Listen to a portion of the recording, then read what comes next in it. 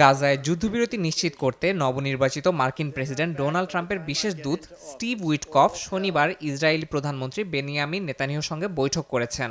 বৈঠক শেষে ইসরায়েলের গোয়েন্দা সংস্থা মোসাদের প্রধান সহ উচ্চ পর্যায়ের একটি প্রতিনিধি দল কাতারে পাঠানোর কথা জানানো হয়। কাতার, মিশর এবং যুক্তরাষ্ট্রের মধ্যস্থতায় হামাসের হাতে আটক বন্দীদের মুক্তি এবং যুদ্ধবিরতির লক্ষ্যে আলোচনা কিছুটা এগিয়েছে বলে জানিয়েছে ইসরায়েলি কর্তৃপক্ষ।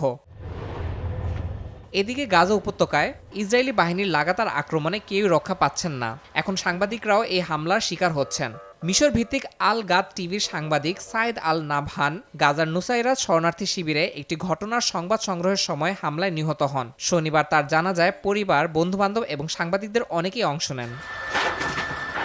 ইসরায়েলি বাহিনীর এ ধরনের আক্রমণ একেবারেই অমানবিক বলে মন্তব্য ফিলিস্তিনি স্বাস্থ্য কর্মকর্তাদের। অনবরত হামলায় হতাহতের সংখ্যা দিন দিন বেড়েই চলছে। এছাড়া খাদ্য ও ওষুধের সংকটে চরম মানবিক পর্যায়ের মুখোমুখি গাজাবাসী। ইসরায়েলের দাবি তারা হামাসের ঘাঁটি লক্ষ্য করে আক্রমণ চালাচ্ছে, কিন্তু বাস্তবে এতে নারী, শিশুসহ মারা যাচ্ছেন নিরীহ সাধারণ মানুষ। ইয়াসিন মোহাম্মদ জিসান, সময় সংবাদ।